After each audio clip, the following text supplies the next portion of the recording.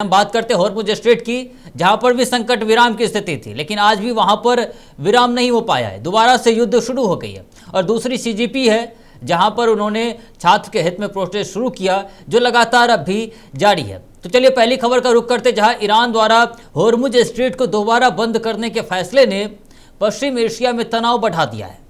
Iran ने इस कदम के पीछे लेबनान में जारी इजरायली सैन्य कार्रवाई को वजह बताया है। हॉर्मुज स्ट्रेट खाड़ी देशों के तेल और गैस निर्यात का बेहद अहम समुद्री रास्ता है। इसके बंद होने से वैश्विक तेल बाजार, समुद्री व्यापार और ऊर्जा आपूर्ति पर सीधा असर पड़ने की आशंका है।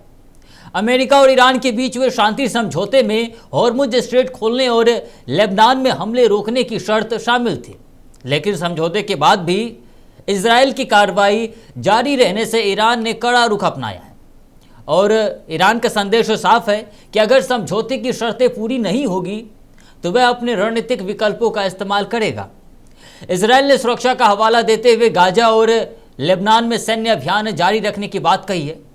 वहीं अमेरिकी बातचीत में जो है ये पता चला है कि अमेरिका बातचीत के जरिए समाधान चाहता है, लेकिन आर्थिक दबाव के जो ये बयान आ रहे हैं उससे दोनों देशों के बीच भरोसा और कमजोर हुआ है। स्विट्जरलैंड में प्रस्तावित अमेरिका ईरान वार्ता का टलना भी इसी तनाव का संकेत है। पाकिस्तान और सऊदी अरब जैसे क्षेत्रीय देश कूटनीतिक प्रयास से हालात संभालने की कोशिश कर रहे हैं, लेकिन यदि हॉर्मुज लंबे समय तक बंद रहा तो यह क्षेत्रीय संघर्ष को वैश्विक आर्थिक संकट में बदल सकता है। ऐसे में इस खबर से क्या कुछ सवाल निकलता है, चलिए आपको बताते हैं। और अगर हम खबर से सवाल की बात करें, क्योंकि लगातार जिस तरीके से हॉर्मुज स्ट्रेट पहले बंद था, उसके बाद वार्ता होती है, फिर हॉर्मुज स्ट्रेट खुलता है, और उसके बाद जिस तरीके से तस्वीर आती है कि दोबारा से बंद करने की स्थिति हो गई है, तो ऐसे में खबर से क्या कुछ सवाल निकलता है, ये जानना महत्वपूर्ण हो जाता है। और अगर खबर से सवाल देखें तो ईरान ने हॉर्मुज स्ट्रेट को दोबारा बंद करने का फैसला क्यों लिया है, सबसे अहम सवाल है, क्योंकि पहले खोल दिया गया था हॉर्मुज स्ट्रेट को, दोबारा बंद किया गया। खबर से सवाल यह भी कि अमेरिका और ईरान के बीच शांति समझौते पर कब हस्ताक्षर हुए थे और क्या ये एक सीमित अवधि के लिए ही थी, क्योंकि उस समय भी कयास यही लगाया जा रहा था कि ये बंद अस्थायी है, स्थायी नहीं। साथ ही साथ खबर से सवाल ये भी कि शांति समझौते में हॉर्मुज स्ट्रेट और लेबनान को लेकर क्या शर्तें थी, क्योंकि दोबारा से स्थिति वैसे ही हो गई है। साथ ही खबर से सवाल ये भी कि इजरायल और लेबनान के बीच सीज फायर कितने घंटे बाद संघर्ष में फिर बदल गई, क्योंकि पहले सीज फायर हुआ था और अब दोबारा से संघर्ष शुरू हो गया है। साथ ही खबर से सवाल ये भी कि नवाहिते इलाके में इजरायली हमले में कितने लोगों की मौत हुई है, क्योंकि उसी के बाद ये एक्शन लिया गया और दोबारा से हॉर्मुज स्ट्रेट को बंद कर दिया गया।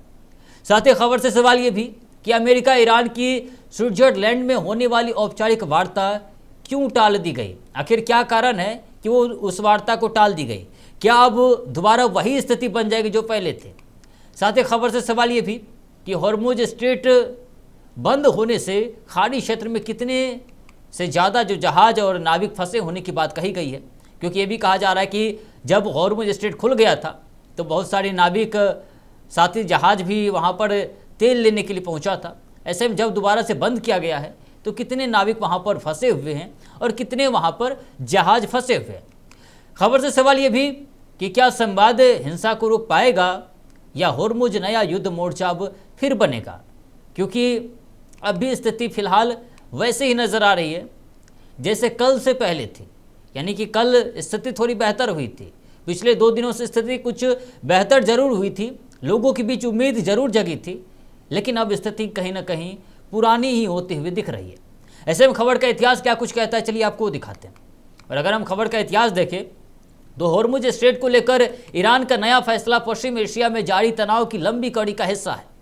हॉर्मुज स्ट्रेट दुनिया के सबसे महत्वपूर्ण समुद्री व्यापार मार्गों में गिना जाता है, जहां से खाड़ी देशों का बड़ा तेल और गैस कारोबार गुजरता है। ईरान और अमेरिका के बीच 17 जून की रात हुए शांति समझौते में इस मार्ग को खोलने और लेबनान में हमले रोकने की शर्त शामिल थी।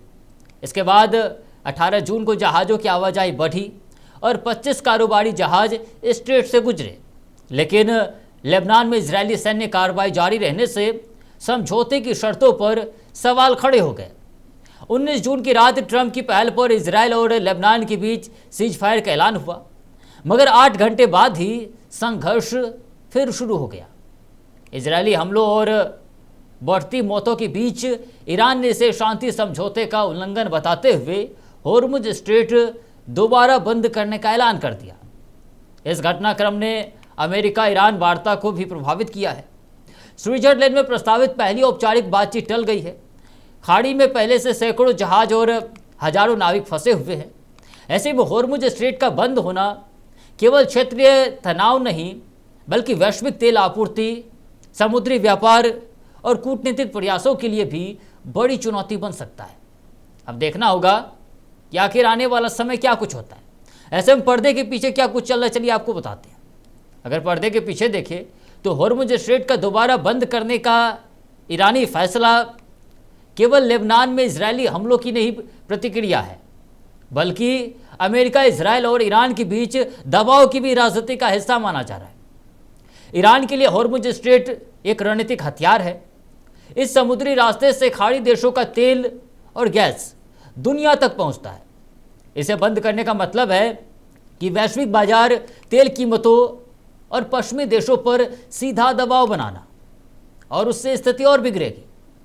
अमेरिकी ईरान शांति समझौते में होर्मुज खोलने और लेबनान में हमले रोकने की बात थी, लेकिन इजरायल की सैन्य कार्रवाई जारी रहने से ईरान यह संदेश देना चाहता है कि समझौते की शर्तें एक तरफा नहीं चलेगी।